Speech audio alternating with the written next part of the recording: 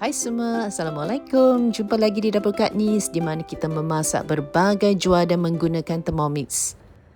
Dalam video kali ini kita akan memasak nasi tomato menggunakan rice cooker mode Thermomix. Dan tanpa membuang waktu, kita lihat bahan-bahan yang akan digunakan. Kak Nis gunakan 3 cawan beras basmati dan Kak Nis sukat menggunakan cawan penyukat matrik ini. Dan cawan yang sama kita akan gunakan untuk menyukat air untuk memasak nasinya nanti ya. Okey, jadi ini 3 cawan beras. Kita sukat dan ketepikan ya, tidak perlu direndam.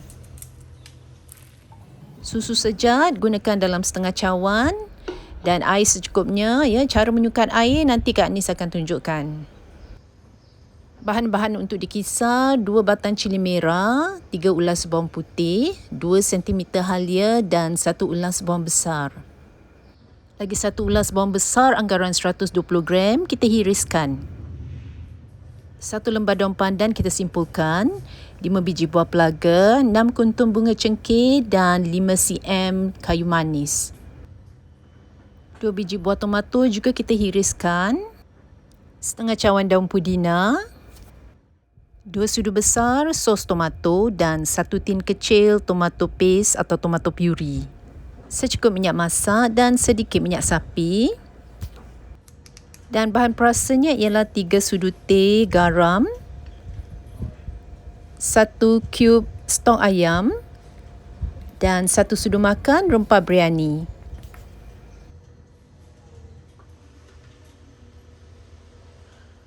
Mula-mula sekali masukkan bahan-bahan kisar ke dalam mangkuk adunan, cili, bawang besar, bawang putih dan halia.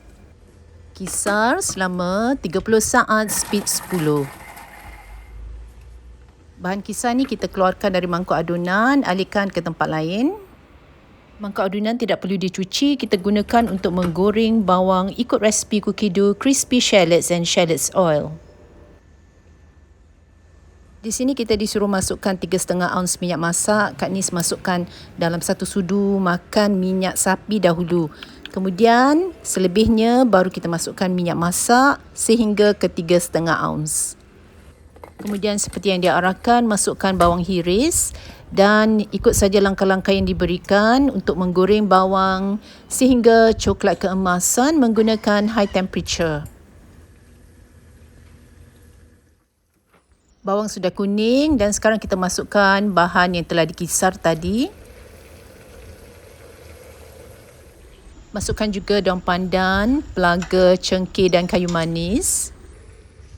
Tutup dan kita tumis semua bahan ini selama 15 minit, suhu 120 degree Celsius, speed 1. Bumbunya sudah garing dan sekarang Kak Nis masukkan tomato hiris, daun pudina, tomato puree,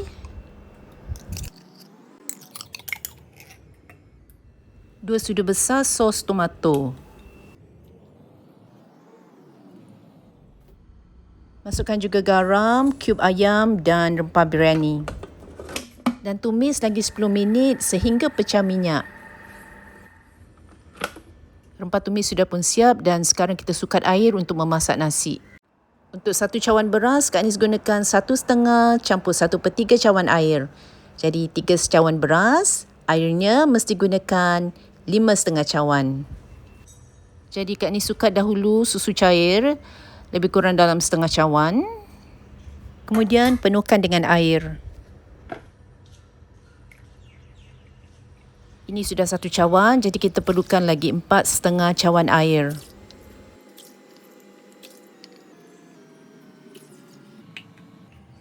Lagi setengah cawan air ya, Kak Nis tidak isikan dengan penuh kerana bahan tumisan kita agak berair.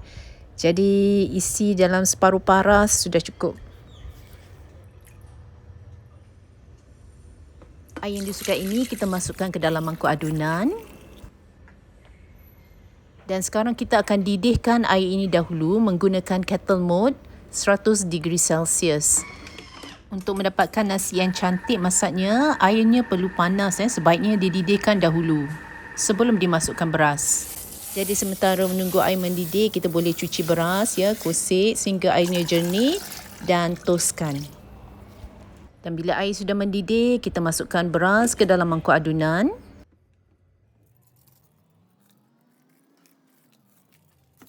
Dan oleh kerana Kak Nis tidak mahu terlalu banyak wap keluar ya ketika memasak nasi, Kak Nis gunakan measuring cup di atas menutup dan bukannya simiring basket. Dan sekarang Kak Nis akan mulakan mode rice cooker untuk memasak nasi.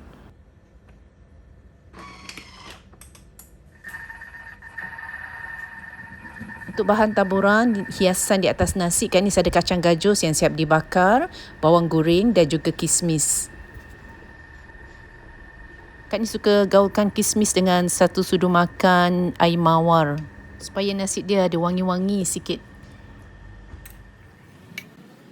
Sedikit daun ketumbar hiris juga akan menambahkan seri pada nasi tomato kita nanti.